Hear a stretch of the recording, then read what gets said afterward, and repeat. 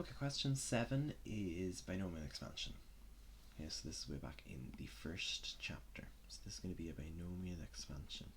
And we're asked to find the second, the third, and the fourth term, and then determine which term is independent of x in this expansion of x squared minus 2 over x squared all to the power of 12. So we have to first remember, I suppose, our little formula for our binomial expansion. And we have a lot of letters going on with this one. But this was kind of our general formula to find a general term. So to find any particular term, so t2, t3, whatever, we just could use this formula.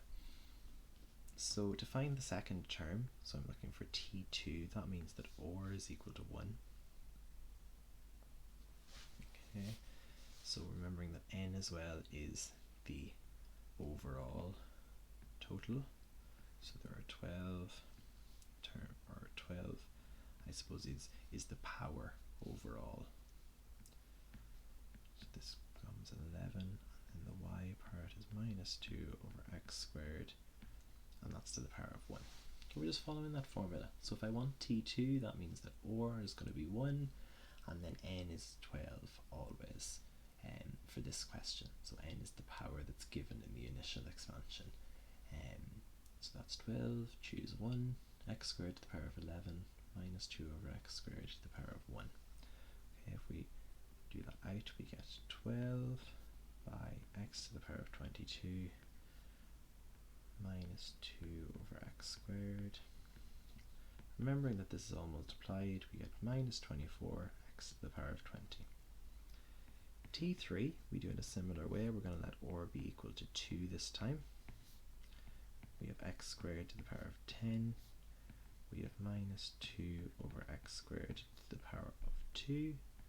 We multiply out to 66 x to the power of 20, 4 over x to the power of 4, and we get 264 x to the power of 16. Continuing on, t to the power, or t4, the fourth term, 12, choose 3. Again, this time OR is going to be equal to 3, n is still 12, this part becomes 9, this part becomes 3, and we just follow that through, doing essentially the same thing each time here, just changing the numbers ever so slightly, but following it through. Just be careful with that second term, because it has that minus, it can be easy to maybe get confused and think that you are just subtracting. But it is still multiplied, still a multiplication.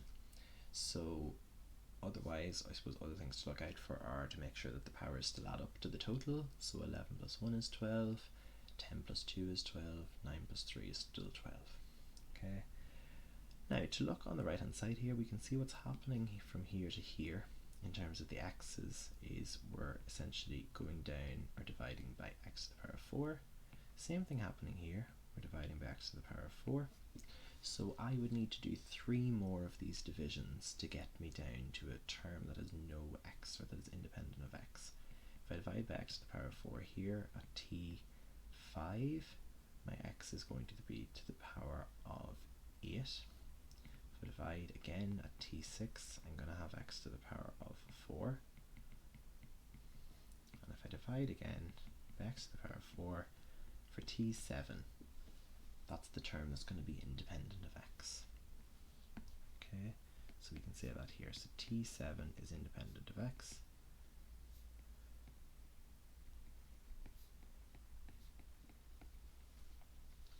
And just to be sure, we can find that 7th term, just to be sure that we're happy with it, that it definitely is independent of x. Remembering as well that independent of x means that the term should just be a number, just a constant number with no x term to it. And that is what we get here. This is our answer, is 59,136. So we can see there's no x term, so that is the term that's independent of x, is t7. Okay, key thing with this one is remembering that general form for that binomial expansion Making sure that when you're subbing in that you're keeping them as multiplication, that you don't accidentally add them by accident, and just doing each term separately there. It's the easiest way rather than trying to do all terms. You're not going to try and do all 12, especially when you don't have to. Just do the 3 that you've been asked for, and then making that connection on the right hand side as to what's happening each time.